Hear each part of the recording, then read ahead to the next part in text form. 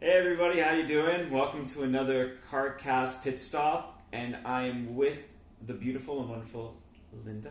Hello. Nice to meet y'all virtually. So what we were talking about as our conversations just go everywhere, which is amazing. So one of the things that we were talking about males, we were talking about females, and we were also talking about shadows and the idea and the concept of the shadow. One of the things that you notice that I talk about a lot is the fact that our good and our bad are good. It's all good, you know what I mean? Like all our stuff is good, the good and the bad, and that no matter who you are and where you are in life, that you're okay, that you're enough, that you have value, and that that every single aspect of you has a purpose and has a reason.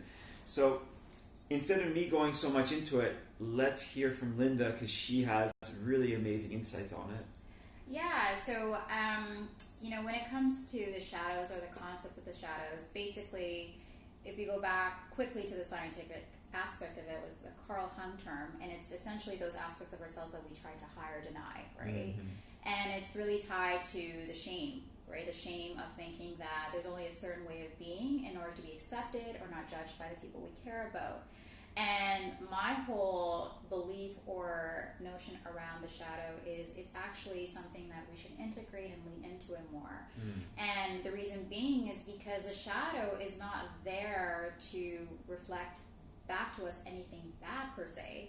It's more so there to teach us something about ourselves. And it's a huge component, right? Yeah. To bringing us back to our whole selves. It's like if we don't lean into that aspect of ourselves, we are denying a huge portion of who we are, and that prevents us from really being in total alignment to who we are meant to be. Mm-hmm. And so with any of the work, any of the discussions I have with people, is I'm always encouraging people to really change their relationship to the facets of them they believe that people wouldn't accept about them, right? The things that they feel like if they were to reveal or surface to, especially the people they care about, mm-hmm. they would be judged for. And because there's so much to learn about ourselves when we do that, and those are the things that we need to have compassion for ourselves, so that we can heal and then come closer into, bringing about the life that we want, being more who we are. And unfortunately, it's a bit saddening to see how many people just carry the shame of, I can't reveal this aspect of me, or I'm afraid of what people will think, and they carry this heavy weight, this heavy weight around with them, and you can see it in their eyes or who they're being, or they're so dissociated from who they are, and then they're wearing these masks. And before they know it, they don't even recognize that they're wearing the mask, right? And then their life has to crash for them to wake up, right? And I think that's happening to so many people right now, right? There is a way to do it where we don't have to wait for that to happen. We can empower ourselves to do the work and to lean into those facets, but it's first giving ourselves permission to say that I'm not going to deny this part of me. I'm going to see, how can I integrate it into my life in a way where I can accept it. Self-acceptance is key to building our self-worth, and really having compassion for ourselves in the way, even if we didn't get it from other people at a young age, to really kind of understand and say, okay, if there's something I believe that is horrible about myself, lean into that and go, why? Is that a conception that was told to me from a young age, or is that really the case, or is that more so a strength? Can it empower me if I were to utilize this aspect of myself, etc., etc.? So that's my standpoint on it. I think you hit on a lot of really good points. One of the really good points that you were saying is just don't be ashamed of it. I know that me, when I was growing up, I went through, because I did a lot of everything. I put a lot of everything into my body at a very young age, and that actually put me into a very deep down level of depression, and it gave me some form of psychosis. And I thought everybody was talking to me, and I couldn't let people see who I really was, and if they saw who I was before I knew who I was, who would I be? And it's just like it brought me to this level of like I couldn't breathe, and I got so heavy, and like, what's wrong with me? You know, why can't I be like everybody else? Only to realize that everybody else is asking the same question: why can't anybody be like me instead, right? So I definitely agree with it. And when it comes to those ideas of like mental health and mental health issues, it's like one of the things that I see, like after living in Asia for so long, it's like you have so many people, not just in Asia, but so many people committing suicide, that if you actually took all these people that commit suicide and you put them into the room and they told each other why they commit suicide, people would be like, oh, you too? Yeah. Be like, oh, that's amazing. Yeah. But instead there's the shame, like you said, and there's the blame, and then there's the hiding it, and then putting on the mask, and so many masks that you forget what my real face is, and what happens if they see a part of me that I'm not ready to show. And it's so much that it really can take a lot out of a lot of us, when really by showing more of who we are, once we better understand it to other people, gives us that freedom. So my question for you here is, those people that are at home that are like, I don't want people to know that they're so afraid to show more of who they are, what would you say, what would be a way for them to start?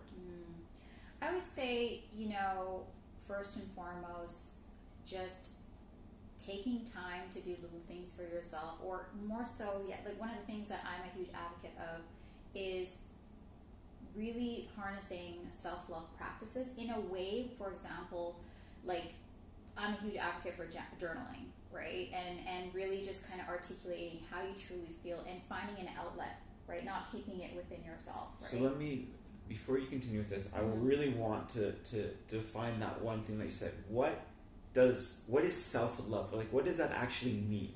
Self-love is giving, in my definition, it's giving yourself permission to do the things that feel right to you without feeling guilty about it, right? And I think that's really nice. Yeah, and I think it's not necessarily about the act itself. It's what are you doing that brings you back to your heart, right? And that is different for so many people out there. Like, you know, you'll hear things about like, give yourself a bath, all this stuff, and those are things that are great. I mean, temporarily they're fantastic for bringing yourself back into a state of peace, for sure, and you know, alignment. But I think it's building a deeper relationship with yourself where you don't feel guilty for it, and learning to continue that relationship, learning to commit to that relationship.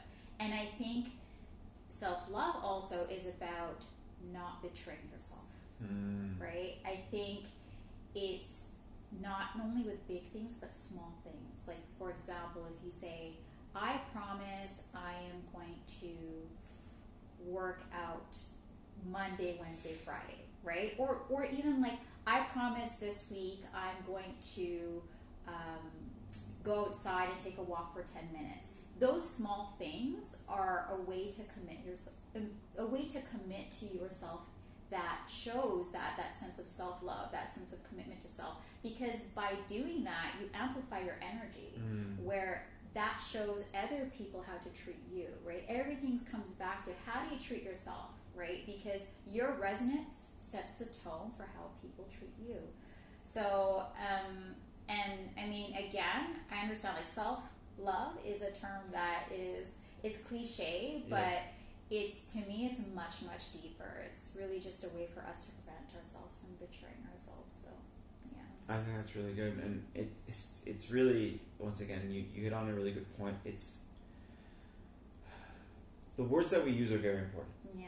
And the way that we use the words. So when we say words and we implement what we say, then our words become stronger.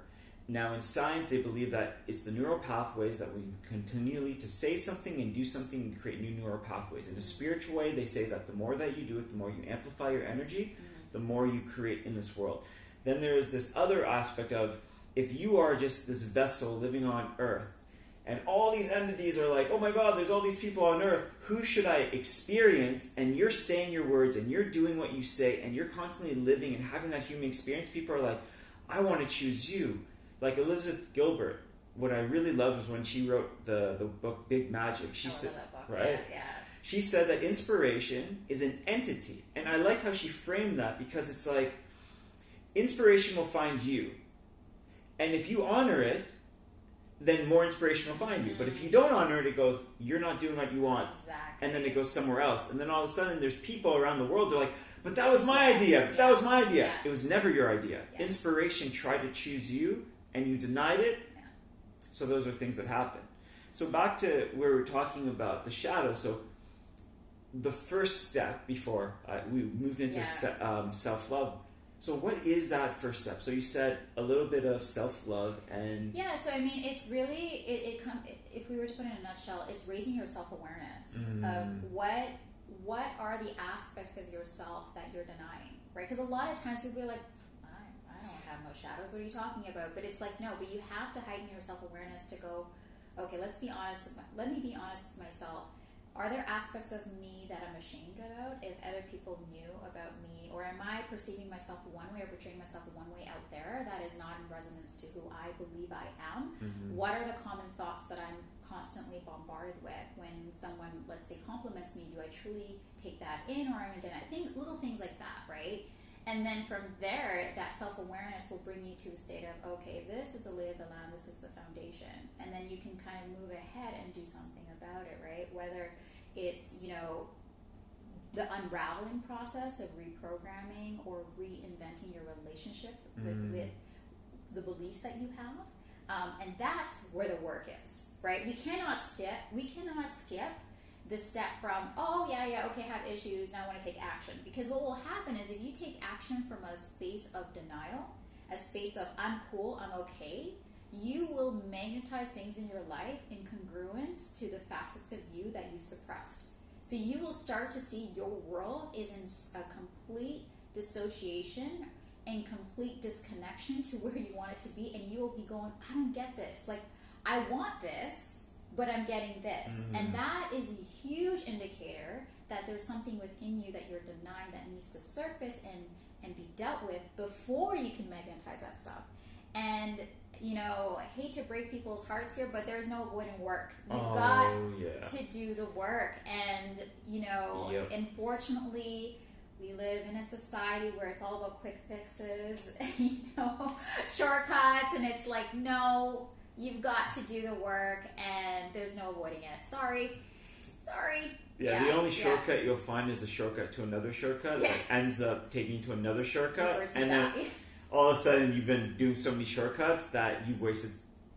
Not wasted, but let's say you've just done so many shortcuts that you end up doing the long run anyways. You'll end up right back to the point where if you continue along the continuum, you'll end up realizing, I guess I have to do the work, right? Yep. And you can either make it painful for yourself, or you can go, okay, you know what? Let me just do the work, right? And it's not as brutal as people think. I mean, you actually, again, it's reinventing our relationship to the things that we feel will be work. It's really you leaning into your inner teacher and understanding, this aspect of me exists because of this. Okay, what is that telling me about myself? Interesting. That is completely opposite to what I thought was going on or what I believed about myself. What can I do to clear the gap, heal that, or whatever needs to be done? And I kid you not, I'm not just saying this, like, I have lived it myself. Like, when you start closing in on the gap between who you are within and who you are on the outside, your life will pivot in ways where you won't even be able to make logical sense out of it. And, I'm a firm believer in energy and resonance, and I know that's all intertwined with, it's living in your integrity, right? But again, you cannot do that without doing the work, and the work doesn't stop. It's not a destination you're going to it. It just keeps on looking different. Yes, exactly. And it's like we have to again change our relationship to work. Like, it's just a part of who you are, and honoring it, leaning into it, embracing it, and the work will actually help co-create the life for you, right? And that's where I think people probably need the most help, is kind of reinventing their relationship to those facets of themselves they kind of try to suppress or whatnot. So. I think one of the things that we were talking about that's really interesting is, so you start to do the work, but then you realize that because you've been not in alignment of your truth and not really showing who you are, comes the phase of my friends and my family and the people I surround myself with. I know when I was drinking, I had all these friends because they were the supportive group of my drinking. And then when I put down the bottle, I'm like, I'm going to try 1 year, which is now about 6.5 years. My friends are like, dude, I never see you anymore. Like, let's go out for a drink. I'm like, well, why don't we go to the library for a book? And they're like, no, I don't have time for that. It's just like, but so you have time if I do the things that you want to do. But but for the things I want to do, you don't. Doesn't make them a bad person. It just means that we have different interests. Yeah. So when you start to ask those questions, like step 1 with the shadow work, ask the questions, understand. When you're in a situation, why did you get triggered? Why did you get upset? Did you get upset? Write all this stuff down and start learning and create awareness of it, and then start noticing all the places that you put yourself in, because sometimes you might be getting triggered in a place that you don't even want to be in. Yeah. You might feel like, I don't feel worthy, because that's not the place that gives you your worth, your understanding, your value. But how do you learn that? By asking questions. And you don't, and I say this so much because it's really a big belief, but you don't owe anybody anything. Yeah. They were your friends. By you moving forward, if you start to move forward to your passion, to your love, to your goals, to your things, and they don't follow you, then maybe it wasn't the friendship that you thought. Yeah, and that's part of the journey of when you do the work and you come more into your integrity and alignment, anything that is not in congruence to who you truly are will fall away. And another test that will come is learning to let go of what, the powers may be, or the universe is trying to support you. It's trying to bring you into alignment, and it can't do it alone, right? It needs your help. It needs you to empower yourself to say, okay, like now I'm not feeling good around these people. I'm not feeling good in these places. And you will be tested. It will go, okay, now phase 2 is you need to empower yourself. Now I'm showing you. Now you're aware. What are you going to do now? Are you going to lean back and revert back to the comfort of what you know? Or are you going to trust and let go? And it's not to say that it's easy. It's not easy, especially when there are people that have been in your world for so long. And it's not to say it's forever, too. I mean, they could grow and integrate, and you guys could come back together, but in some form or fashion. But it's to say in the moment, life as you are tested to come back into your alignment, your worthiness, your ability to stay in your worth will be tested. And I mean, I've lived it, and it's like you've got to go, oh, okay. Like you have to actually, that's where the self-compassion comes in, because you have to go, no, I actually deserve to be in healthy relationships. I deserve, that's exactly right? I deserve to like not be stressed around certain people. I deserve to feel like I can be myself and not feel bad about it, right? And that's where the healing, the shame comes in. You will start to realize, wow, like this is how my shame was perpetuated. This is how my self-judgment was perpetuated. And a lot of times it's hidden. It's hidden, and it comes out when we do the work.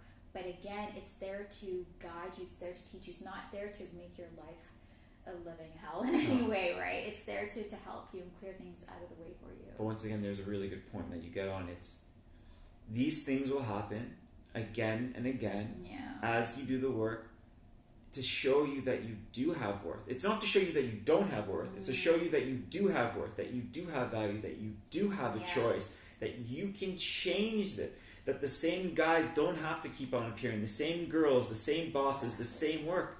Because the more you're aware of it, the more you realize that you always had the power to change, and right now you do have the power to change, and know that you do have value.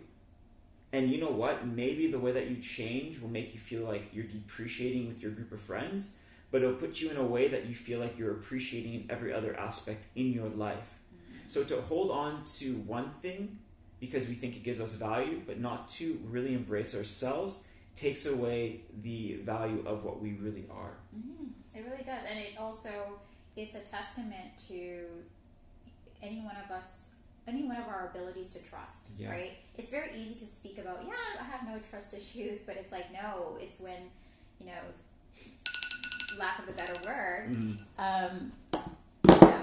shit hits the fan, and it kind of comes to bear to our faces to say, no, how do you deal in the space of things falling apart? How do you deal when things are going really bad, and like how are we reacting to that, right? And so, yeah, I mean, but it's cool because you said it's like, I have no trust issues with anybody but myself. Yeah, I'm good. Oh, I'm good. I love everyone. Everybody. I'm gonna go home and cry. Yeah.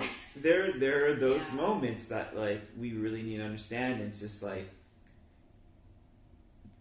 so many people want to. This is my belief that so many people want to be the light.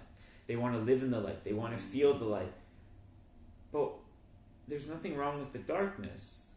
Exactly. Because all the answers that we want are in the darkness. If you think about your dreams when you close your eyes, infinite possibilities of creation, and that's the darkness. And when we open our eyes, now we have the creation. We can start to create things. So when we start to embrace the infinite possibility of the darkness and the shadow, then we can start to create everything that we want to in the light.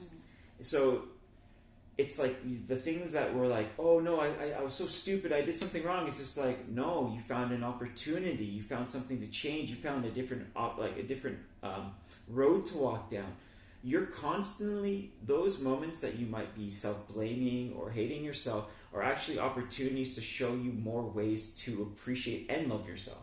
Absolutely, and I think for anyone who may find that even challenging to say, you know, oh, to think of all the bad things as being there for me or whatnot, like, you know, I would say to that, just start with thinking, leaning into anything, if anything bad is happening in your life right now, or there are people that are annoying you or pissing you off, rather than looking at them as like, oh, they're trying to make my life miserable, and looking at them from a negative lens, switch your perception of them to say, what are they there to teach me?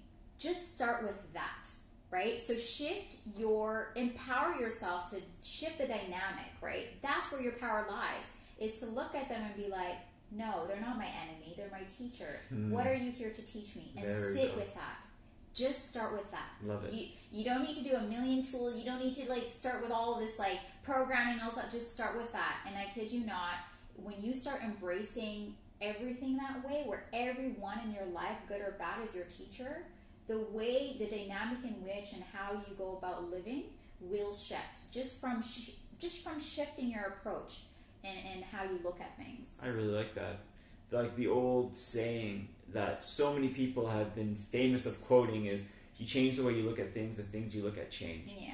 And I like how you're giving everybody just such a simple thing. It's just like, when you're in that situation and you are hating and you are blaming or you feel lost or in shadow, if you can just take one moment and just try, just for fun, to reframe it, you might see that you're not in such a bad situation.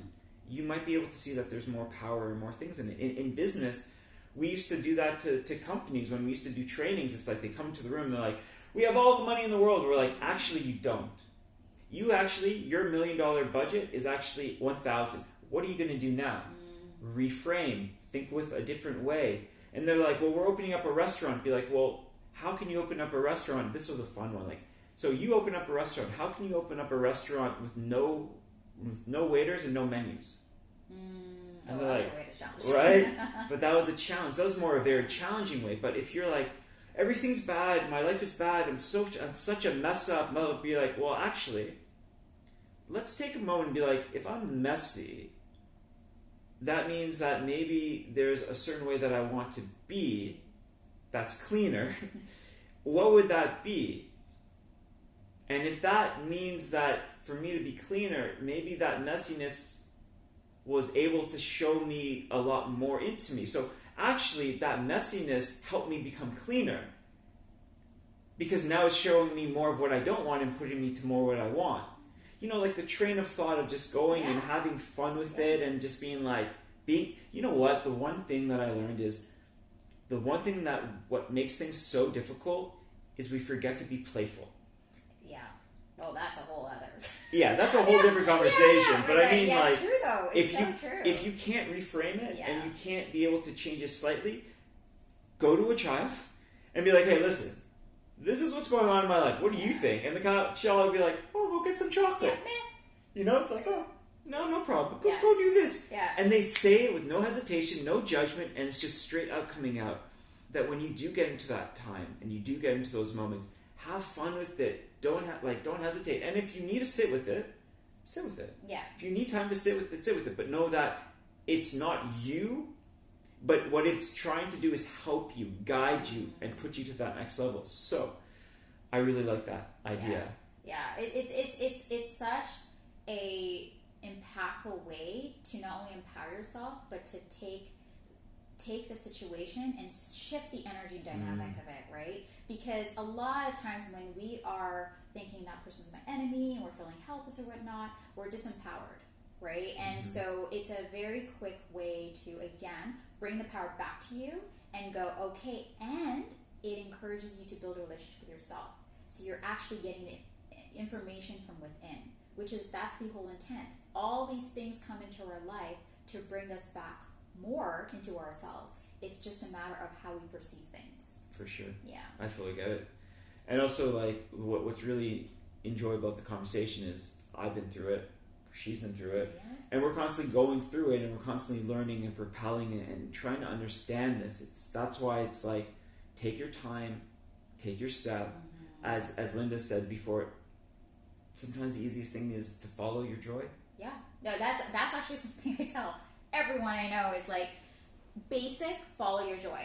Follow the thing that makes you smile. Just start with that. If you start living that way, it has such a profound impact on the trajectory in which the things you pour energy into, what decisions you make. Even you'll start to notice, oh wow, like this actually makes me feel like crap. And, oh, this makes me smile, or I'm excited to do this. And you start paying attention to how your body responds, which we were talking about earlier. And like subtle things like that. And it's really, the practice of coming back into our whole, or all of these spiritual science, or everything, all it's trying to do is to really bring you back into that relationship of wholeness.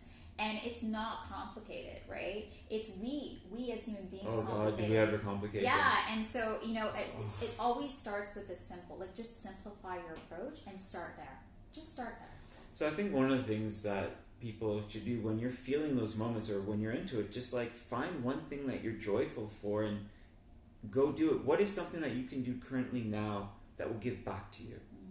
Whether it's going for a run, whether it's journaling, whether you just need to shut off your mind and watch a TV show, like whatever it is, just honor yourself, and understand that, like, be careful of the words that you're using on yourself. Self-compassion, that brings it back to, the step one, self-love, self-compassion, and coming into it. It's really so important that, like, you are trying your best.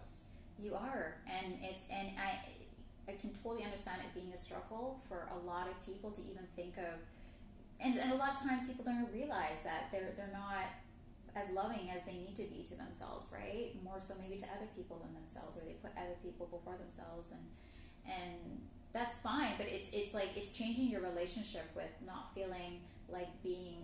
There's a term of selfishness associated with it, but no, it's like you cannot pour from an empty cup, right? And there is a reason why that term's so popular, because you will deplete yourself and your inner resources so much that you won't even be able to be expansive enough to hold space for the people that you care about. And you can only do that by pouring into the things that make you happy, following your joy, taking time for yourself, having a practice, and that integrity of setting boundaries for yourself. And that is a daily practice, and it will look different every single day. And that's why we're saying, like, it's just start simple. Start simple with the little things. Like Erin said, taking a walk, right? Or if you feel like a little pain, to go across the street and get like a cold smoothie, or take, you know what I mean? Like simple things like that we overlook, that we think, oh no, we need to do the big things. We need to do all these practices and all that to heal. It's like, no, it's like, how can you start listening? How can you follow your joy now? What can you do today to make yourself smile? And then that accumulates. If you consistently do that, you will shift. 100%. But it takes commitment, it takes consistency, and that is honoring ourselves.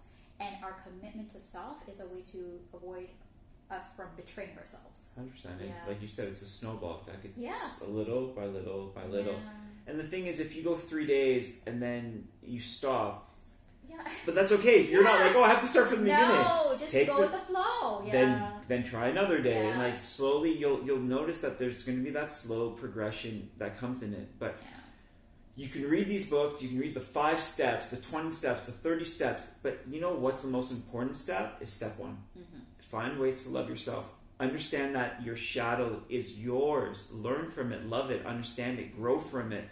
And then when you're ready, move forward and ask more questions. Find more ways to love yourself. Find more people to support the things you do. But this comes with a process, and this comes with time, and this comes with, better understanding and having more awareness into it.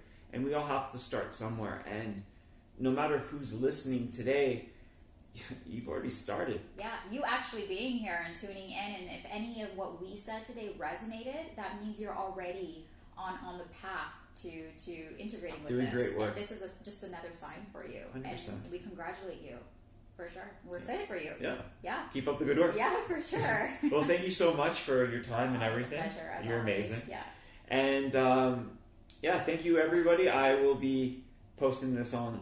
I'll be posting it a little later. And thank you for everybody that tuned in, for the support, for the love. And until next time. Until next time.